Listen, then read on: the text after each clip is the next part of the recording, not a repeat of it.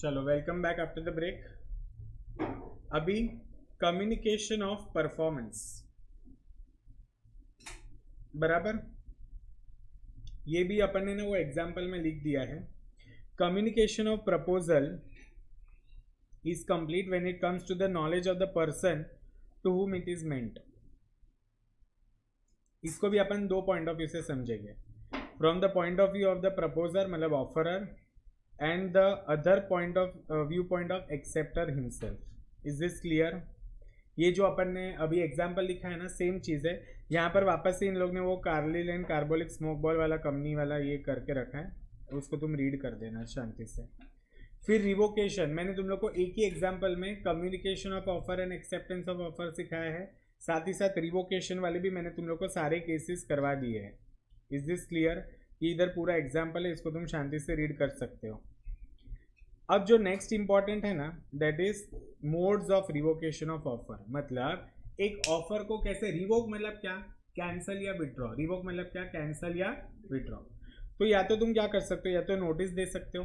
जैसे देखो ना, 1 जन को उसने ऑफर की नोटिस डाली थी, तुरंत उसने 2 जन को क्या डाल दी थी, रिवोकेशन की नोटिस।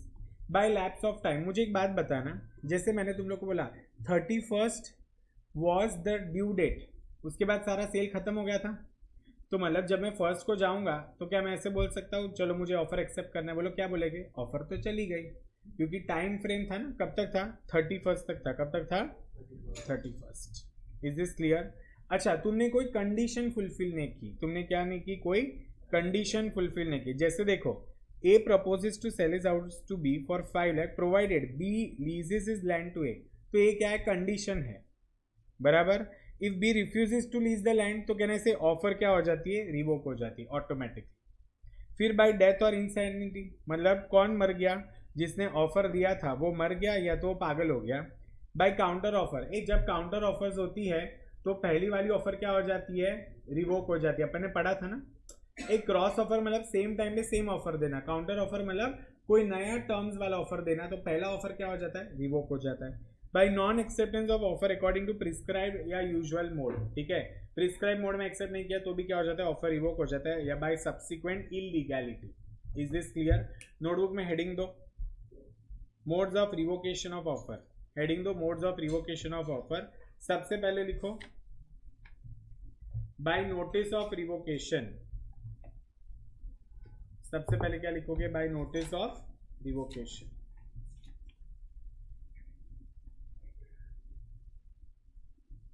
पॉइंट नंबर 2 लिखो बाय लैप्स ऑफ टाइम, मतलब क्या, स्पेसिफाइड टाइम या रीजनेबल टाइम में अगर हमने अपन ने एक्सेप्ट नहीं किया तो क्या हो जाएगा, ऑफर रिवोक हो जाएगा।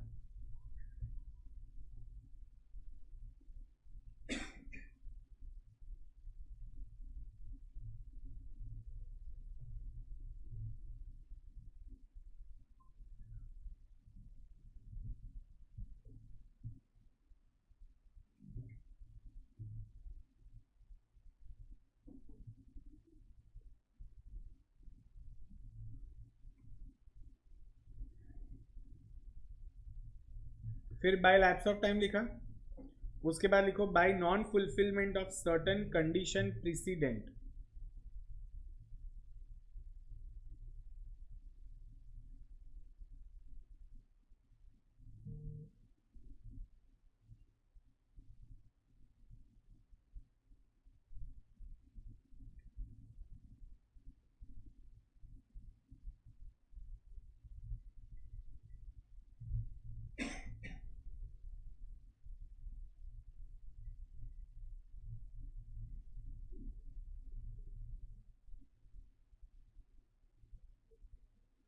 फिर क्या लिखोगे, बाय डेथ और इंसैनिटी।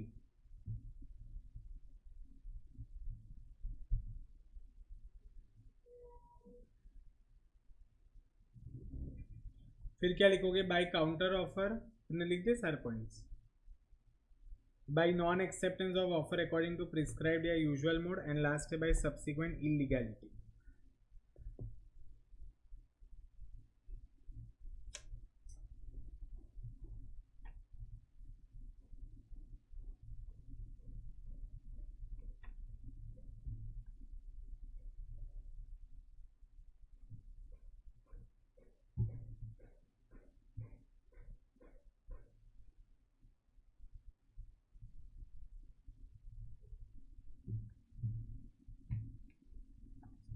एग्जाम में एक क्वेश्चन आता है, modes of revocation, direct question आता है। या तो वो लोग तुमको कोई केस स्टडी देंगे और उसमें बताएंगे explain any 2 modes of revocation. Are you getting my point? इसके साथ फाइनली तुम्हारा यूनिट 1 होता है खत्म। Okay, understood guys? Did you all understand unit number 1 completely? पक्का? चलो अभी जाते हैं यूनिट नंबर 2 पे। Unit number 2 is very interesting. It is talking about consideration.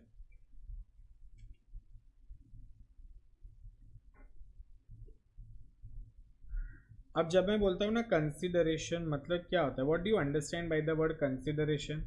Consideration मतलब क्या ना, इसे समथिंग इन रिटर्न, बराबर। कंसिडरेशन का मतलब क्या होता है? Consideration in return. अपन ने ये कहाँ पर पढ़ा था? Essential elements of a valid contract में पढ़ा था, बराबर। सो कंसिडरेशन क्या है? It is an essential element of a valid contract. It is an essential element of a, अपन एक टर्म देखा था क्विड प्रो क्यो, मतलब क्या? Something in return. Is this clear everyone? अब यहाँ पर अपन कंसिडरेशन के बारे में सब कुछ पढ़ेंगे। पहले तो देखेंगे व्हाट इज कंसिडरेशन, उसके बाद साथ ही साथ इसका डेफिनेशन देखेंगे, कंसिडरेशन में क्या क्या चीज़ें आती है ये सब अपन देखेंगे।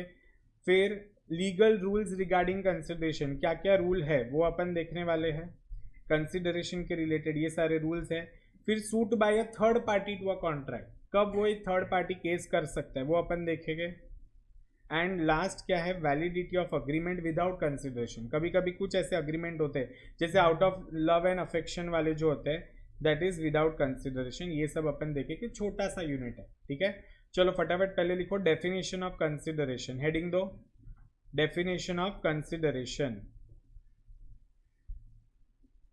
सो देखो डेफिनेशन ऑफ कंसिडरेशन क्या बोलता है, 2 minute soon low. Consideration is defined as when, at desire of the promisor, the promisee or any other person has done or abstained from doing। याद आ रहा है ऑफर वाले डेफिनेशन, प्रपोजल के definition में? और डज और एब्सटेन्स फ्रॉम डूइंग, और प्रॉमिसेस टू डू और एब्सटेन फ्रॉम डूइंग। मतलब देखो ये किसकी बात कर रहा है? पास्ट की बात कर रहा है, प्रेजेंट की बात कर रहा है, या फ्यूचर की बात कर रहा है? मतलब या तो पास्ट में उसने कुछ चीज की है या तो कुछ चीज ना की हो, या तो अभी वो कोई चीज कर रहा है या कोई चीज नहीं कर रहा है, या तो भविष्य में वो कोई चीज करेगा या नहीं करेगा। See read the definition again. When at the desire of the promisor the promisee और any other person has done और abstain from doing, can I say this is past? ये क्या है तुम्हारा पास्ट। और डज और एब्सटेन्स फ्रॉम डूइंग क्या है? प्रेजेंट। और promises to do or abstain from doing something, ये क्या होता है? Future. such an act or abstinence or promise is called consideration from the promise। is this clear everyone? समझ में आया? इसको कैसे पार्ट पार्ट में तोड़ के लिखोगे। पहला पार्ट क्या है तुम्हारा? when at the desire of the promisor, promisee or any other person has done or abstained from doing, or does or abstains from doing, or promises to do or abstain from doing something, such act or abstinence or promise is called consideration for the promise। कितने 6-7 part में है, इसको एक एक line में एक एक part को लिख के चलो डेफिनेशन कंप्लीट करो। Section 2 clause D.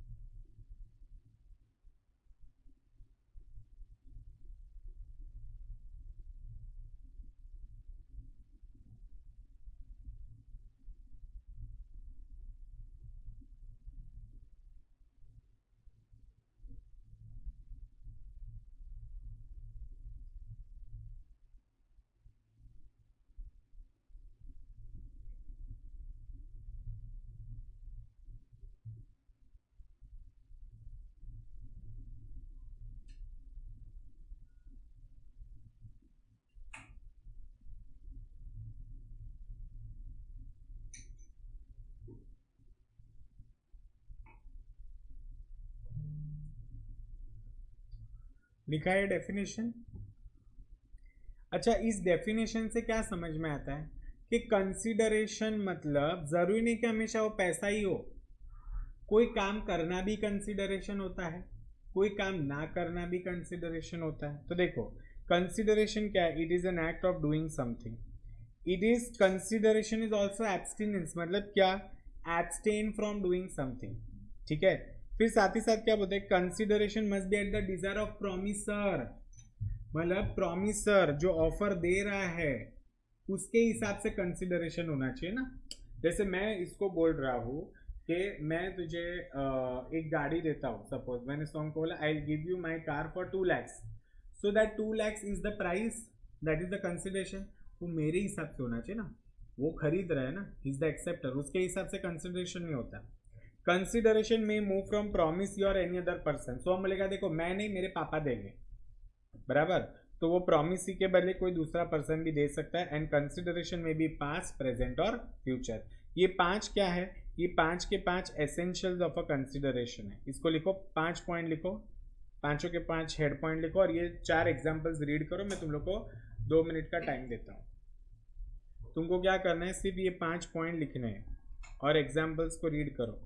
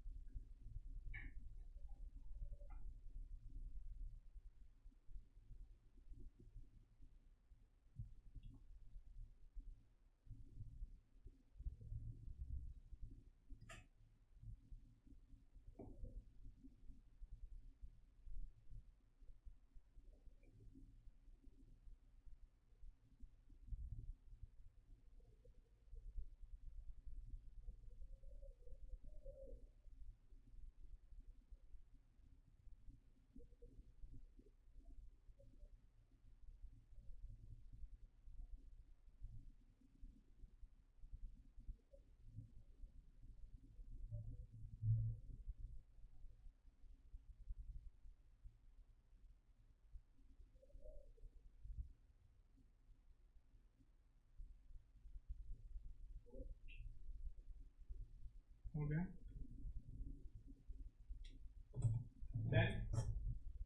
ये वो सब लिखने की जरूरत नहीं ना, कंसिडरेशन मतलब क्विड प्रो क्यो समथिंग इन रिटर्न, वो तो पहले भी लिखा हुआ है अपन ने। ये समझ में है व्हाट इज कंसिडरेशन। सो देखो कंसिडरेशन मतलब क्या होता है, एक तरीके का कोई बेनिफिट होता है।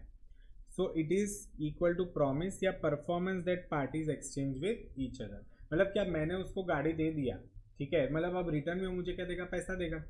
अब वो या तो खुद से दे या अपने पापा को बोले देने के लिए। Are you getting my point? That is what consideration. अब इसके कुछ लीगल रूल्स है, ये समझना, लीगल रूल्स रिगार्डिंग कंसिडरेशन।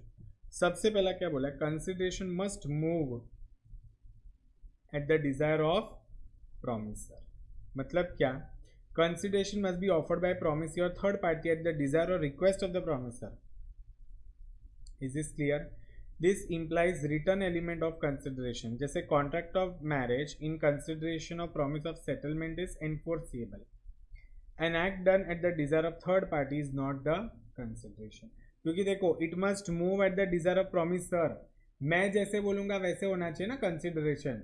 सामने वाला पार्टी कुछ भी दे दे तो चलेगा क्या? नहीं, consideration must be as per the willingness of the promiser.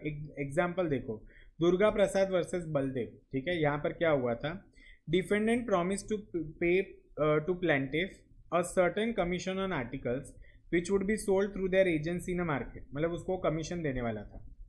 Market was constructed by P at the desire of C the collector and not at the desire of D। मुझे एक बात बताओ, क्या यहाँ पर D को कुछ पे करना चाहिए? C, D was not bound to pay as it was without the consideration, hence it is void। Are you all understanding? Is this clear? Understood? So it is what that consideration must move at the desire of the promisor and not by any third party। Did you all understand this case law? एक और example देखो, R saves S goods from fire without being asked to do so। R cannot demand any reward for his service, क्योंकि वो उसने voluntarily किया। क्या उसको appoint किया गया था? नहीं ना। Are you getting my point? Is this clear?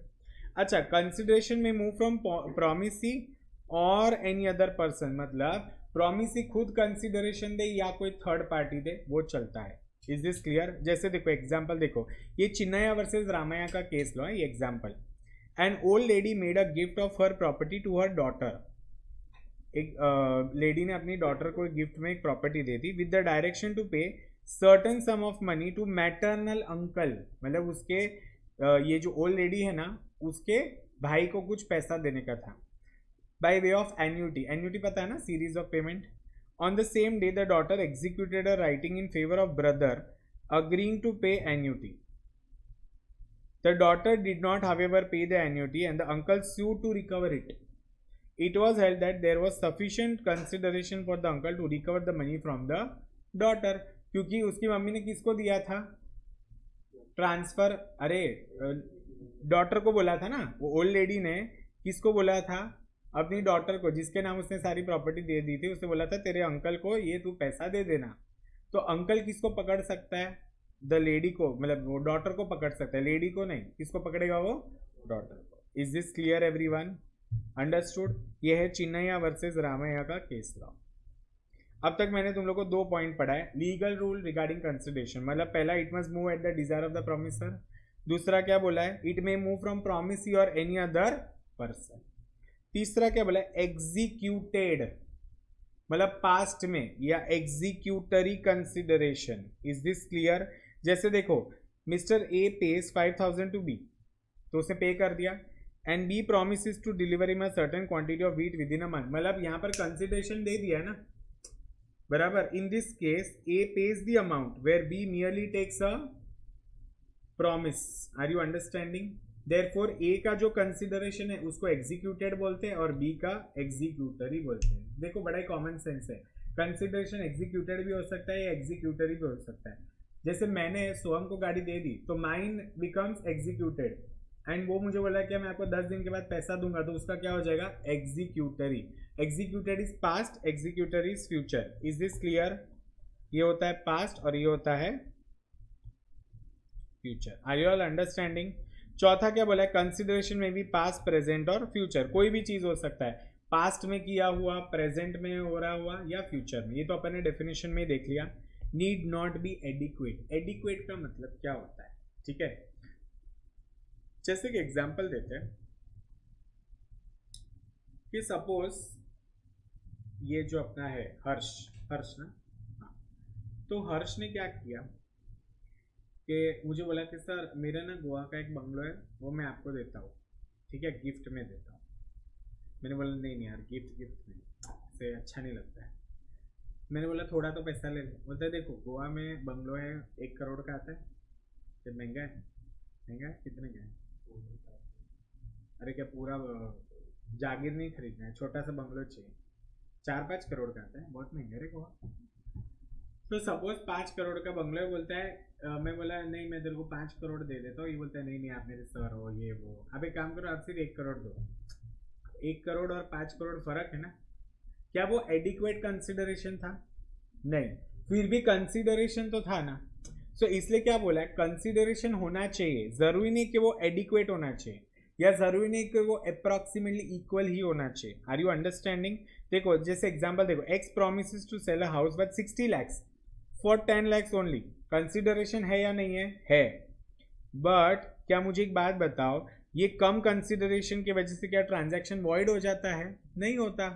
Unless the party pleads the transaction takes place under coercion, मतलब जबरदस्ती, अनड्यू इन्फ्लुएंस या फ्रॉड में अगर हुआ है तब जाके वो वॉइड होगा, otherwise it is still a valid consideration.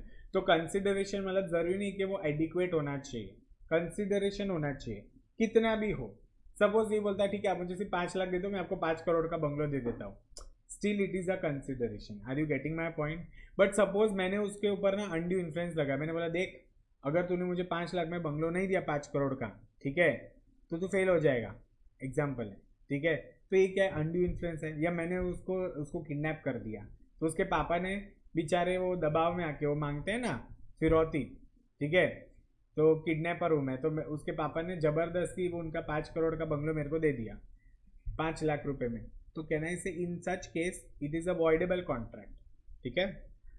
Next क्या, performance of one what one is legally bound to perform, मतलब क्या, जो प्रॉमिस है वो प्रॉमिस तो फुलफिल करना ही पड़ेगा। जैसे देखो, performance of an act by person is legally bound to perform the same can not be a consideration for a contract. मतलब क्या, hence a promise to pay money to a witness is void or it is without consideration, hence such a contract is void for want of consideration। Example देखते हैं इसका, देखो example देखो, A promise to pay 2000 to a doctor over the fees is invalid as it is the duty of doctor to give treatment for his normal fees। क्या वो कोई consideration होता है? नहीं, उसका ड्यूटी है, आज तुम फीस दोगे तो सामने तुमको ट्रीटमेंट देने ही वाला है। Is this clear? सो यहाँ पर क्या बोला है, देखो कंसिडरेशन मतलब देखो performance of what one is legally bound to perform, उसका ड्यूटी है। तुमने इधर फीस भरा तो तुमको सारे सब्जेक्ट पढ़ाने चाहिए ना, वो क्या है, ड्यूटी है हमारी, क्या है, duty. Is this clear everyone? Next क्या बोला है, consideration must be real and not illusory. Real होना चाहिए, पता चलना चाहिए, या तो कोई एक्ट होना चाहिए या तो कोई पैसा होना चाहिए, समथिंग रियल। मतलब क्या, a man promise to discover treasure by magic bringing the dead person to live again, ये सारे इल्यूजरी कंसिडरेशन है। समझ में आ रहा है क्या? सो ये हमेशा कैसे होते हैं, वॉइड होते हैं। कैसे होते हैं, वॉइड। एंड लास्ट, कोई भी unlawful, immoral, oppose to public policy वाला कंसिडरेशन नहीं होना चाहिए। मतलब क्या, मैंने हर्ष को बोला कि एक काम करता हूँ, मैं ना तेरा ये क्या बोलते हैं गोवा का बंगलो खरीदता हूँ और सामने तुझे ड्रग्स देता हूँ, ठीक है, तो गोवा में ड्रग्स सप्लाई कर सकता है। तो कहने से ये जो मेरी तरफ से कंसिडरेशन है वो कैसा है, इलीगल है। कैसा है, इलीगल या अनलॉफुल है। Is this clear everyone? Understood? पक्का? So what are the legal rules regarding consideration? चलो लिखो, सबसे पहले पॉइंट नंबर 1 लिखो, consideration must move at the desire of the promisor, और उसमें ये केस लॉ लिख दो पूरा, दुर्गा प्रसाद वर्सेस के।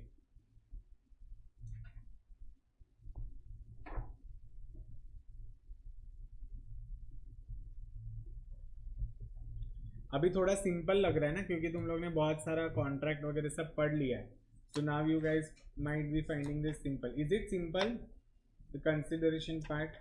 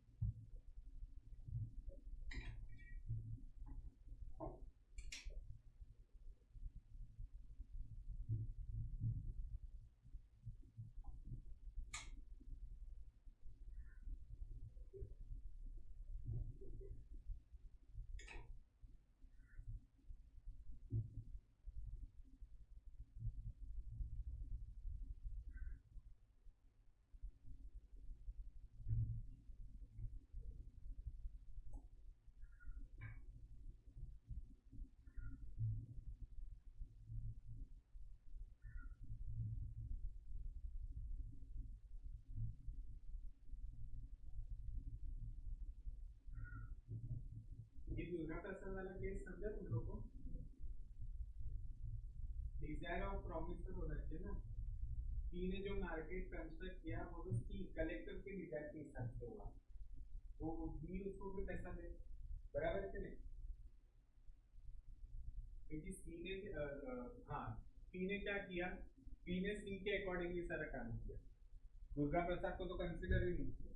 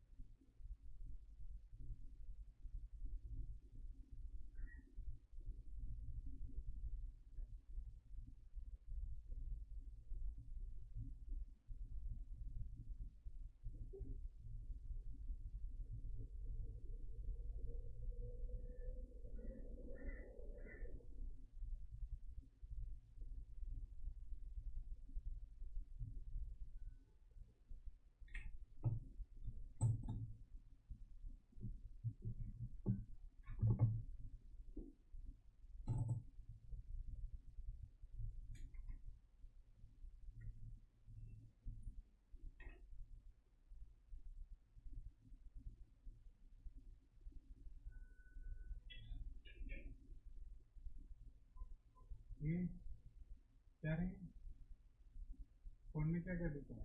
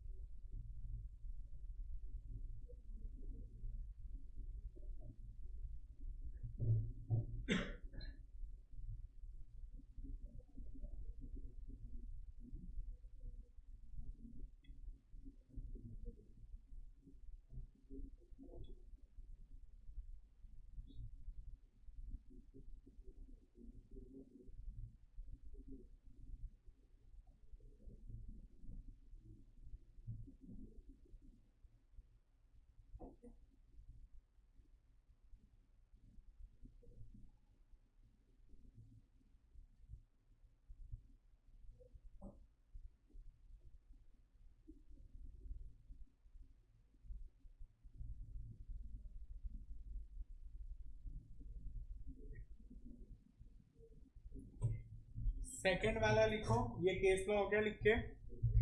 सेकंड वाला लिखो, कंसिडरेशन में मूव फ्रॉम प्रोमिसी और एनी अदर थर्ड पर्सन। मतलब क्या, कंसिडरेशन जरूरी नहीं कि प्रोमिसी ही दे, कोई थर्ड पर्सन भी दे सकता है। और ये पूरा केस लॉ लिखो, चिन्नैया वर्सेस रामैया। सी तुम लोग को अभी लग रहा होगा ये हमको पूरा पूरा केस लॉ क्यों लिखवा रहे। मैं एक बात बताता हूँ, कॉन्ट्रैक्ट में जब मार्क्स नहीं आते उसका मेजर रीजन होता है कि बच्चों को केस लॉज के रिगार्डिंग जो केस स्टडी आती है ना वो लिखने को ही नहीं आती। फिर ये थर्ड पॉइंट, ये सेकंड पॉइंट लिखने के बाद थर्ड पॉइंट लिखो, एग्जीक्यूटेड एंड एग्जीक्यूटरी।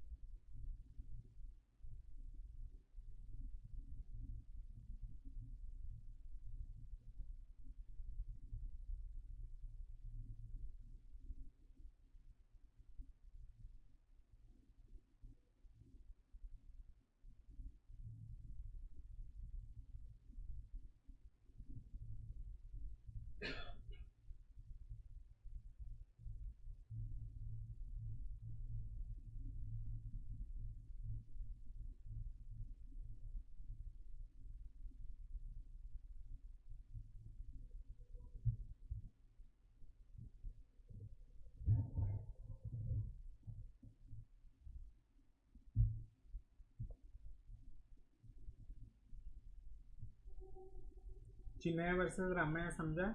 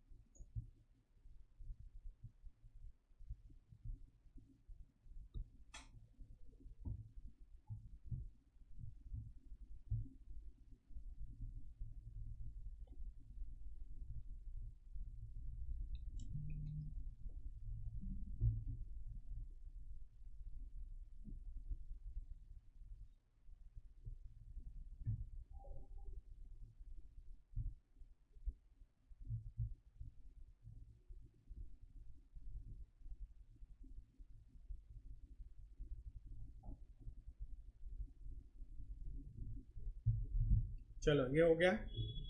नेक्स्ट इतना लिखो, कंसिडरेशन में भी पास्ट प्रेजेंट और फ्यूचर. ये वही है, वो अपना जो डेफिनेशन था ना उसका ही ये है point. And consideration need not be adequate.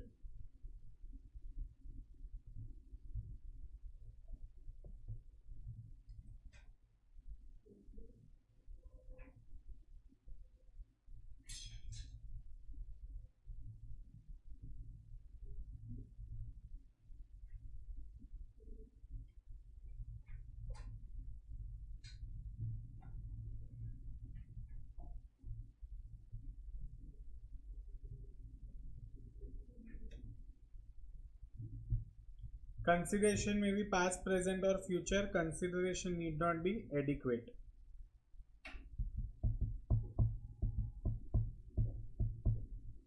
ठीक है. उसके बाद लिखो, performance of what one is legally bound to perform.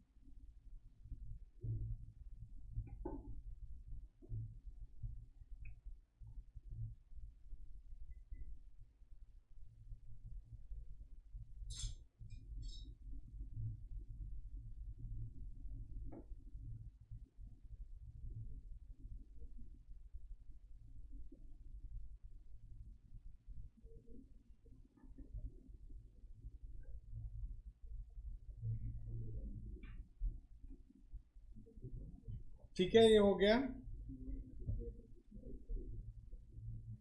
अच्छा, इधर ना ये याद रखने के लिए तुम ये एग्जाम्पल लिख के रखो. A promise to pay 2000 to doctor over fees is invalid as it is duty of doctor to give a treatment for his normal fees. तब जाके तुम लोग को याद रहेगा ये पॉइंट. ठीक है.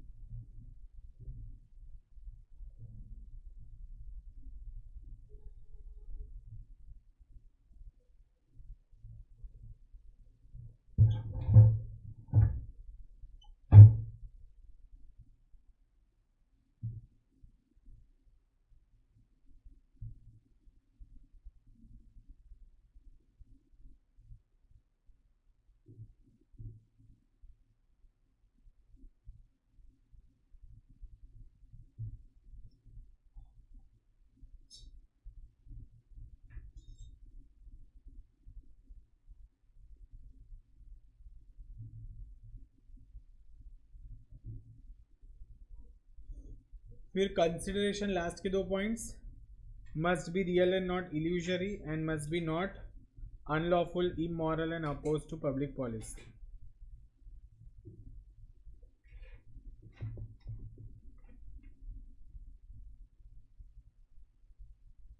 कल तुम लोग का ना लेक्चर 1:30 बजे के वाले 1 बजे रहेगा, नोट कर देना, याद रखना।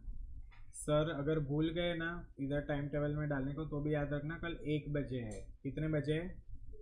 1 बजे। जल्दी जाना है ना फिर, तो 1:30 बजे नहीं 1 बजे, 1 से 4:15, 1 से 3, 3:15 से 4:15, ठीक है?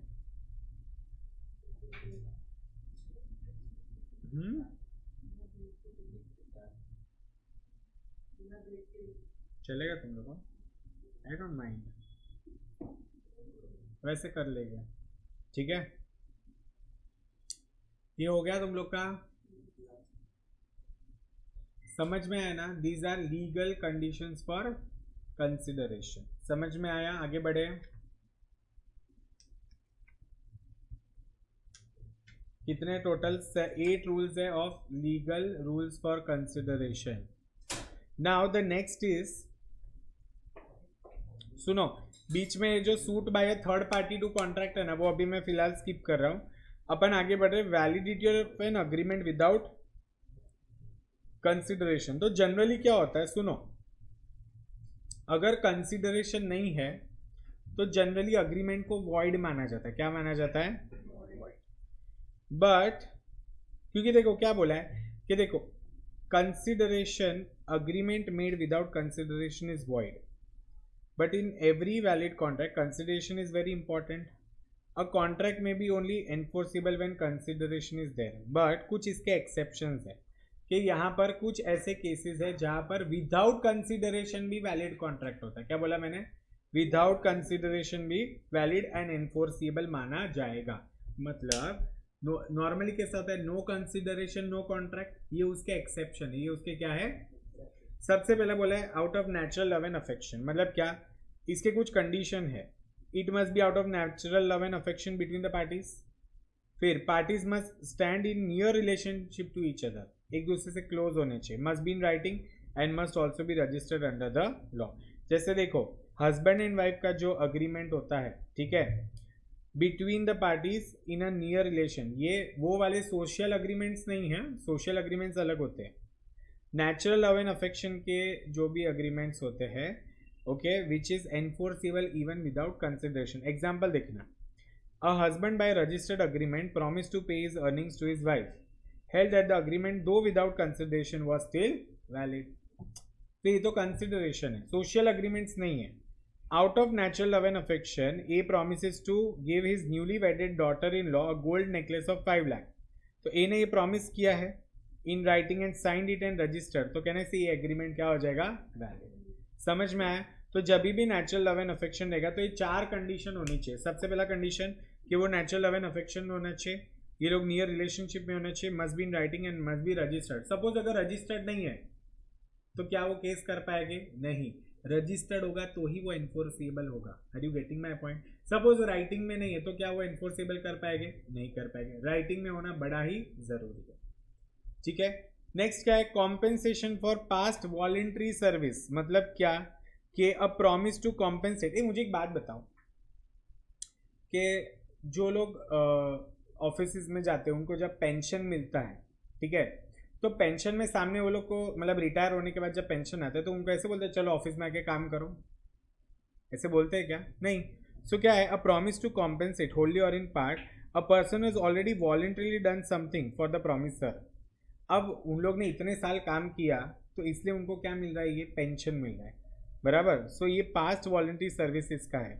So the services should have been rendered voluntary. अब देखो, देखने जाए ना तो कंप्लीटली वो एग्जाम्पल में बैठता है, क्योंकि देखो पहले जब वो लोग काम कर रहे थे तभी भी उनको सैलरी मिल रहा था। तो एक तरह से देखने जाए तो जब पेंशन मिलता है ना, उसको वन साइडेड पेमेंट बोलते हैं। क्या बोलते हैं? वन साइडेड पेमेंट या ट्रांसफर पेमेंट, या क्या बोलते हैं? Transfer payment. Is this clear? दूसरा क्या बोला है? Services must have been rendered for the promisor. Promisor must be in existence at the time when the services were rendered. ये कंडीशंस है। And promisor must have intended to compensate the promisee. मतलब देखो, suppose P finds R's wallet and gives it to him.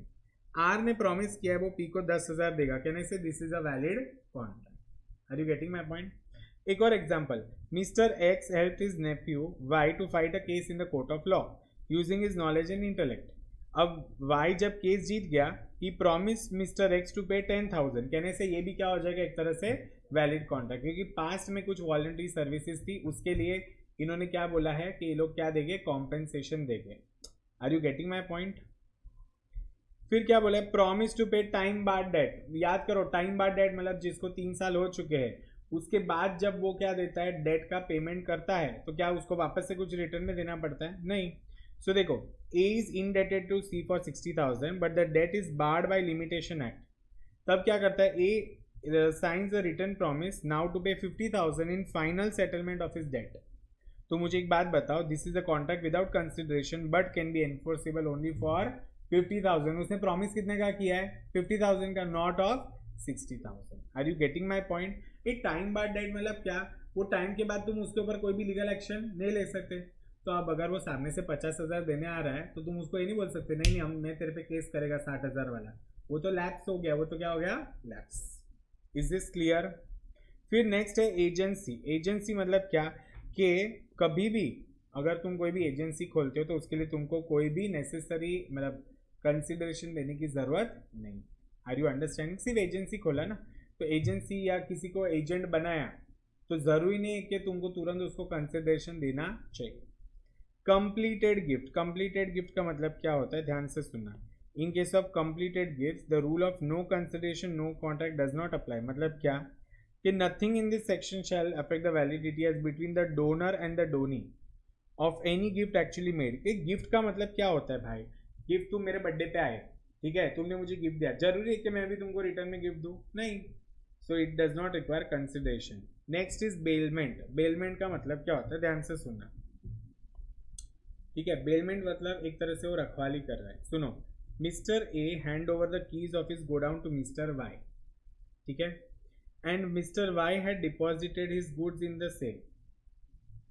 Mister Y gets possession of goods but not the ownership. क्या वो owner बन गया? नहीं. उसके पास सिर्फ वो पोजेशन में था, वो उसकी रखवाली कर रहा था. As soon as Mr. Y lifts his goods from the godown, he is liable to hand over the key back to Mr. समझ में आया क्या guys? Is this clear? So ये बेलमेंट अपन इसको पूरा इंडेप्थ में पढ़ेंगे बाद में आगे जाके.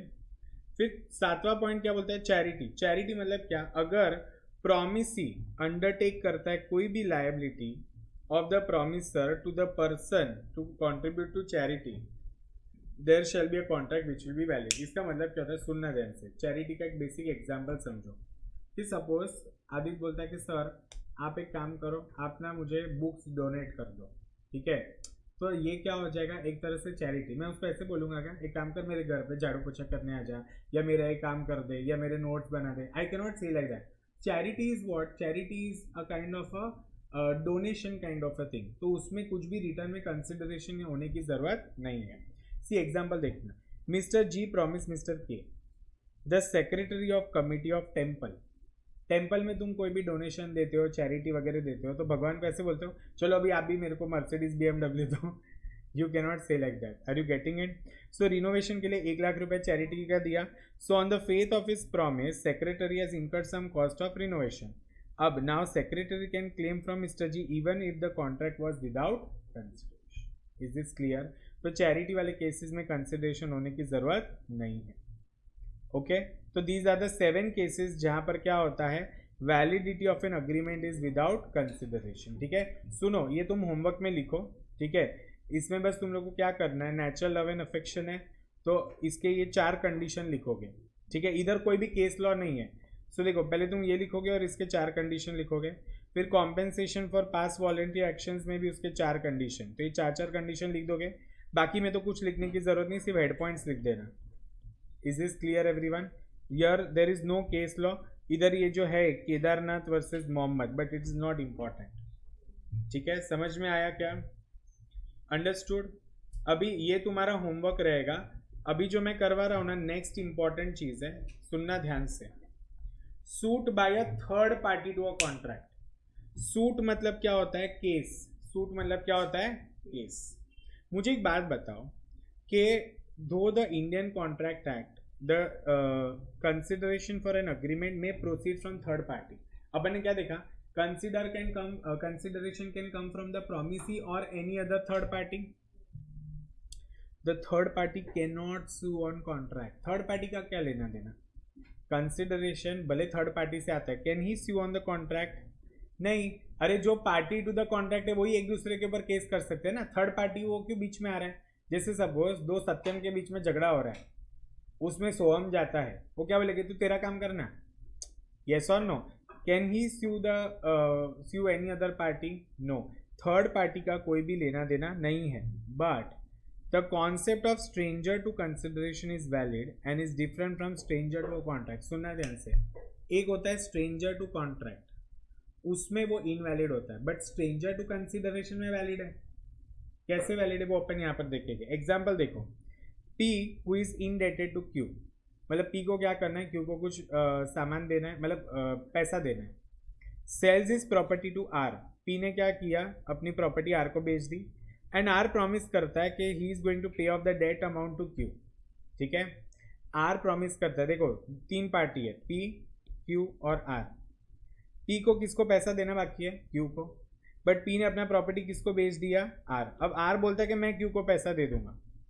अब इन केस अगर R फेल हो जाता है तो Q के पास कोई भी राइट है R के ऊपर केस करने का?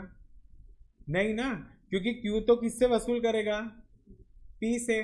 क्या वो R के ऊपर कोई भी केस कर सकता है? नहीं कर सकता। Why? Because R is a stranger to the contract. Contract किसके बीच में था? P एंड Q के बीच में था। Are you understanding? Is this clear? अब देखो ये जो है ना, the stranger to a contract cannot sue is known as doctrine of privity of contract. इसको क्या बोलते हैं? Doctrine of privity. याद रखना, डॉक्ट्रिन का मतलब होता है प्रिंसिपल। डॉक्ट्रिन का मतलब क्या होता है? प्रिंसिपल। ठीक है, बहुत सारे अलग अलग डॉक्ट्रिन होते हैं, बट इसके ये जो है ना, stranger to a contract cannot sue, इसके कुछ एक्सेप्शंस है और वो एक्सेप्शंस हम यहाँ पर पढ़ने वाले हैं। समझ में आया क्या? सबसे पहला क्या बोला? In case of trust, a beneficiary can enforce his right under the trust, though he was not a party to the contract between the settler and the trustee.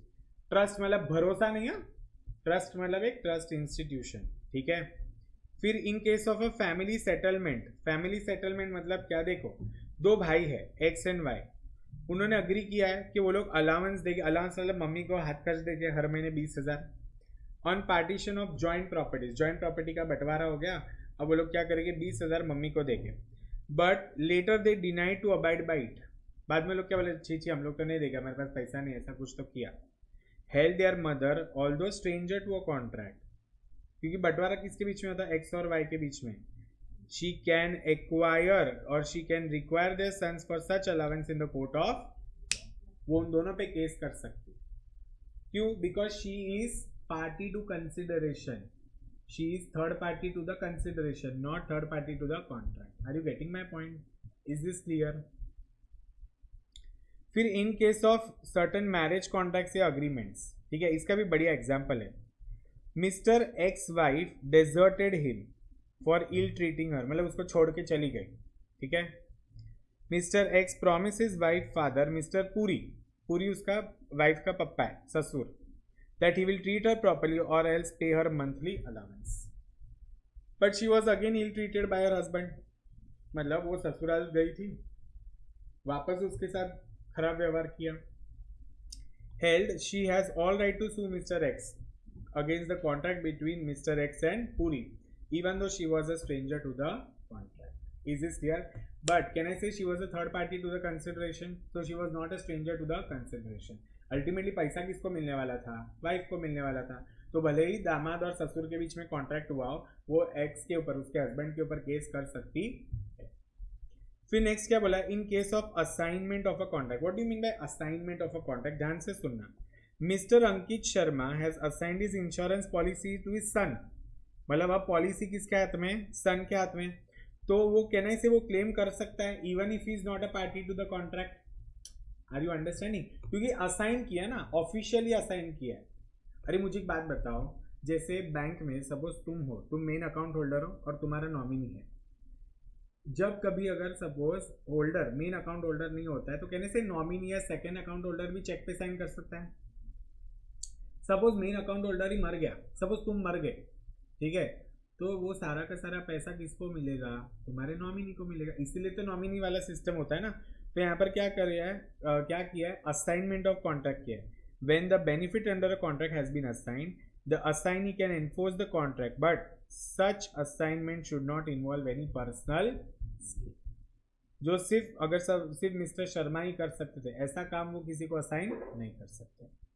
फिर एक्नॉलेजमेंट या एस्टॉपल, मतलब क्या होता है, देखो सारे एग्जांपल्स है, interesting example है। L gives to M 20,000 to be given to N and M informs M that who is holding the money for him। मतलब क्या, L ने M को 20,000 दिया, बोला एक काम करिए N को दे देना, और उसने M को बता भी दिया कि N के पास तेरा 20,000 है, ठीक है। फिर क्या होता है, but afterwards M refuses to pay the money। See, there are three people, let's take for example L, M and N। अब L ने M को 20,000 दिया, बोला तुझे किसको देना है, M को देना है, और उसने बता भी दिया था, हाँ, M ने इन्फॉर्म कर दिया था N को कि भाई मैं तुमको 20,000 दूंगा, बट बाद में M बोलता है कि मैं पैसा नहीं दूंगा। सो कहने से N will be entitled to recover the same from the N। वो L के पास नहीं जा सकता फिर, क्यों, क्योंकि एक्नॉलेजमेंट है या एस्टॉपल है। Are you understanding? See, when the promisor by his conduct acknowledges himself as an agent of the third party, M क्या बन गया है, agent of the third party, it would result into binding obligation towards the third party। Are you getting my point? Understood? फिर next case क्या बोला है, in case of covenant running with the land. See, ये this is a very new, और इसके ऊपर exam में question आते हैं, सुनना। एक क्या हो रहा है, one owner of the land having two land adjacent to each other, दो बाजू बाजू की जमीन थी, उसका एक ओनर था। One was agriculture land, he sold the other land containing a condition that it can never be use for industrial purpose, ठीक है, so as to protect the other agriculture land from pollution. तो दो जमीन थी, उसमें से उसने एक बेच दी। अब उसको बेचते वक्त उसने क्या कंडीशन रखा था कि यहाँ पर फैक्ट्री एस्टेब्लिश नहीं हो सकती, कोई भी इंडस्ट्री नहीं हो सकती, वरना क्या एग्रीकल्चर लैंड पे पॉल्यूशन हो जाएगा। Such condition is attached with the land, so whosoever is the successor of the land has to abide by it। मतलब सक्सेसर मतलब जिसको भी जायदाद, जमीन जायदाद में जो भी विरासत में मिलेगा, उसको भी ये कंडीशन क्या करनी पड़ेगी, फॉलो करनी पड़ेगी। And such are called restrictive covenants and all successors are bind to. Is this clear everyone? समझ में आया? सी, वापस से बोल रहा हूँ, इधर क्या बोला, in case of covenant running with the land, ये लैंड वाले केसेस में है। The person who purchases the land with the notice that the owner of land is bound by certain duties affecting land, the covenant affecting the land may be enforced by the successor of the same. इसका मतलब क्या होता है, जैसे suppose मेरे दादाजी, उन्होंने क्या किया था, एक जमीन खरीदी थी। वो जमीन जो खरीदी थी ना, उधर एक कंडीशन था कि यहाँ पर मैं फैक्ट्री एस्टेब्लिश नहीं कर सकता। तो मेरे दादाजी के बाद मेरे पापा के बाद मेरे को, अरे मेरे को भी वो कंडीशन क्या करना पड़ेगा, फॉलो करना पड़ेगा। Is this clear? I hope this is crystal clear. And last case क्या बोला है, contracts entered into through an agent. अगर एजेंट के थ्रू, मुझे एक बात बताओ, सपोज सुनना कि हर्ष कौन है, हर्ष ना एक एजेंट है, बराबर। अब वो उसके पापा का एजेंट, या तो सपोज वो एक बड़े बिल्डर का एजेंट है, वो फ्लैट बिकवाता है। अब उसने क्या कर लिया, मेरे पास से पैसा ले लिया फ्लैट का, ठीक है। तो कहने से अब वो जो बिल्डर है उसको मुझे फ्लैट देना पड़ेगा। क्यों देना पड़ेगा? क्योंकि एजेंट ने ऑलरेडी मेरे पास से पैसा ले लिया ना। Are you understanding? So principal can enforce the contracts entered by his agent where agent has accepted within the scope of his authority and in the name of principal. मतलब हर्ष ने जो मुझे रिसीट दिया फाड़ के, वो principal builder के नाम का ही था। तो कहने से अब वो बिल्डर को मुझे फ्लैट देना पड़ेगा, क्योंकि मैंने पैसा किसको दे दिया है, हर्ष को दे दिया है। So Prashant appoints Abhinav as his agent to sell his house. तो who is the agent now? Abhinav. Abhinav sells the house to Tarun. मतलब क्या, अब प्रशांत को क्या देना पड़ेगा, तरुण को फ्लैट देना पड़ेगा और उससे पैसा देगा वो। Is this crystal clear? Okay, एक बार समराइज करें आज यूनिट 2 में क्या क्या पढ़ा। यूनिट 2 खत्म हो गया। यूनिट 2 बड़ा ही छोटा सा था। सबसे पहले अपन ने क्या देखा, what is the meaning of consideration. Consideration का मतलब क्या होता है, ये तुम लोग को समझ में आया ना। इसमें तीन ही कैटेगरी थी। कंसिडरेशन का मतलब क्या होता है, फिर उसके लीगल रूल्स। तो लीगल रूल्स में टोटल अपने पास कितने पॉइंट्स थे, 8 पॉइंट्स थे। फिर अपन ने पढ़ा कि अगर कंसिडरेशन नहीं है तो भी अग्रीमेंट वैलिड होता है। तो कब कब होता है, जब वो out of natural love and affection होता है, compensation for pass voluntary services होता है, प्रॉमिस टू पे टाइम बाद डेट होता है, कोई एजेंसी है, कंप्लीटेड गिफ्ट है, बेलमेंट है या चैरिटी है। ये 7 केसेस में अगर कंसिडरेशन नहीं है तो भी कॉन्ट्रैक्ट वैलिड माना जाएगा। फिर लास्ट अपन ने पढ़ा suit by third party to contract. ये नॉर्मली क्या थर्ड पार्टी इंटरफेयर कर सकता है, नहीं कर सकता, बट ये जो है ना ये इसके एक्सेप्शन है। ये क्या है, इसके एक्सेप्शन। पहली बात तो क्या बोला, इन केस ऑफ ट्रस्ट, ठीक है, ट्रस्ट के केस में चलता है। उसके बाद इन case of family settlement, family settlement example मैंने दिया, वो जो मम्मी थी, ठीक है, 2 भाइयों के बीच में बंटवारा हुआ और वो दोनों को इसको पैसा देने का था, मम्मी को पैसा देने का था, बट फिर उन लोग ने नहीं दिया, तो मम्मी कहने से दोनों पे केस कर सकती है। फिर certain marriage contract, marriage contract मतलब क्या, एक पति था, वो अपनी पत्नी को परेशान कर रहा था, ठीक है, तो मायके से ससुराल नहीं, ससुराल से मायके चली गई, ठीक है, तो फिर वो पति ने अपने ससुर के साथ मतलब बीवी के पापा के साथ एक अग्रीमेंट कर लिया। अब अग्रीमेंट में बीवी थी क्या, नहीं थी, फिर भी कहने से she can sue her husband for allowances. याद आ रहा है ये वाला एग्जांपल। फिर assignment of a contract, assignment मतलब समझ में आता है दैट नाउ जिसके भी हाथ में वो पर्टिकुलर डॉक्यूमेंट है, he has the authority to enforce the contract. इसमें याद रखने का, पापा ने बेटे को इंश्योरेंस के पॉलिसी के पेपर्स दे दिए थे, तो अब वो जाके भी क्या कर सकता है, क्लेम ले सकता है। फिर एक्नॉलेजमेंट या एस्टॉपल, एक्नॉलेजमेंट या एस्टॉपल मतलब क्या होता है कि अगर तुमने किसी को बोला है कि भाई ये बंदे को तू पैसा दे दे, बराबर, और जैसे फॉर एग्जांपल मैंने आदित्य को बोला, आदित्य एक काम कर, हर्ष को इतने पैसे दे देना। आदित्य ने हर्ष को फोन करके भी बोल दिया कि मुझे ना दर्शन सर ने पैसे दिए तुमको देने के लिए। फिर जब हर्ष आता है, आदित्य बोलता है मैं नहीं दूंगा, तो in that case what is going to happen now, Aditya has to compulsory pay to Harsh. And last क्या है, कॉन्वेनेंट, लास्ट नहीं, second last is covenant. Covenant वाला मैंने तुम लोग को एग्जांपल दिया कि अगर मैं कोई भी लैंड एक्वायर करता हूँ तो मुझे वो सारी की सारी कंडीशन फुलफिल करनी पड़ेगी, ठीक है। एंड लास्ट क्या है, through an agent. Is this clear everyone? सिर्फ इसके हेड पॉइंट्स लिखो, ये बड़े ही सिंपल है, ठीक है, इसके अंदर का पूरा प्रोविजन लिखने की जरूरत नहीं है। And you can read the examples. यहाँ पर अगेन कोई भी केस लॉ नहीं है, ठीक है। समझ में आया क्या तुम लोग को? पक्का अच्छे से समझा? तो यूनिट 2 में अपन ने इतना किया है। यूनिट 2 बड़ा ही छोटा सा यूनिट है। So tomorrow onwards I am going to start unit number 3. But wait, the lecture is not over. We have to do a question. Do this question number 2, Sohan Lal. I'll give you 5 minutes. ये बड़ा interesting है, सोहन लाल वाला case, ये पढ़ो।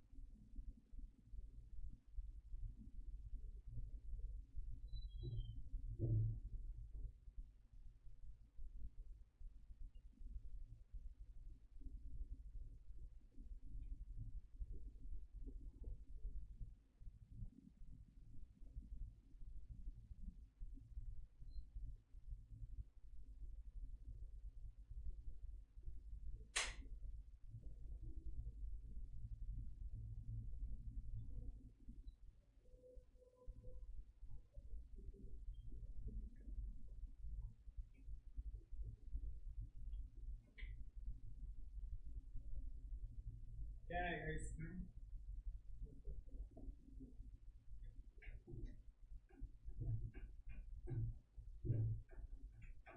चिन्या versus अन्य वाला case हुआ है ना,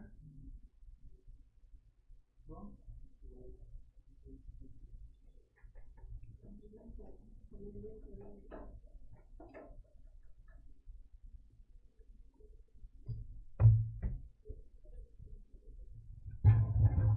see, understand the question.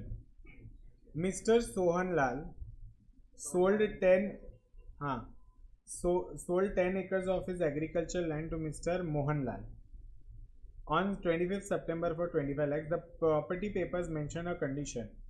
amongst the other details that whosoever purchases the land is free to use 9 acres as per his choice, but the remaining 1 acre has to be allowed to be used by Mr. Chotelal, the son of seller, for carrying out farming on or other activity of his choice. ठीक है. On 12th October, Mr. Swanlal died, leaving behind his son and wife होना चाहिए actually. So 15th October 22, purchaser started construction of an auditorium on the whole 10 acres of land and denied any land to the son. Now Mr. Chotelal wants to file a case against the purchaser and get a suitable redressal. मतलब एक solution चाहिए उसको. Discuss above in the light of provisions of the Contract Act 1872 and decide upon Mr. Chotelal's plan of action. बोलो मुझे. Yes, he can sue. बराबर. वो कॉन्वेनेंट वाला yes और no वो तुम लोग लिख सकते हो. अच्छा देखो इसका इन लोगों ने इतना बड़ा आंसर दिया है. ठीक है. सो यहाँ से तुम लोग रीड करो क्या होएगा.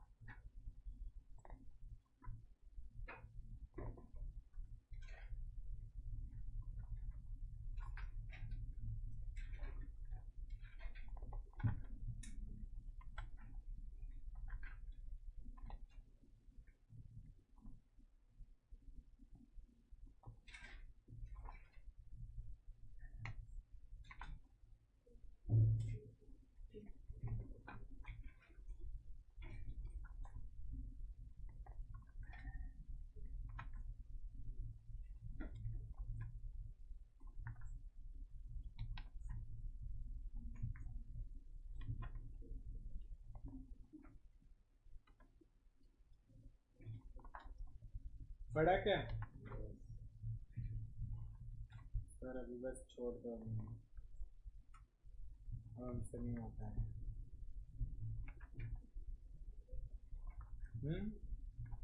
थक गए क्या. मजा आया कि नहीं. कंसिडरेशन छोटा यूनिट था ना इससे मजा आता है. पहले यूनिट में तो तुम्हारी शक्ल देखने जैसी थी. चलो बस पहला यूनिट सबसे बड़ा था. उसके बाद तीसरा यूनिट बड़ा है. बाकी सारे छोटे छोटे यूनिट हैं. फिर बाद में 6 यूनिट बड़ा है. ठीक है. That's all for the day. पता नहीं चलेगा कब हो जाएगा बट तुम लोग पढ़ते रहो, रिवीजन करते रहो. समझ में आया क्या. होमवर्क में तुम लोग को क्या करना है सुनो. होमवर्क में ये दोनों लिख के आना है घर से. ये जो है थर्ड पार्टी वाला मिलता है सब टाइम मिलता है और ये वाला validity of an agreement without consideration. ये प्लीज होमवर्क में करके आना गाइस. सारे एग्जाम्पल्स भी लिख के आना. मतलब लिख के मतलब पढ़ के आना. लिखना मत एग्जाम्पल. चलो thank you so much guys. Bye bye. Take care.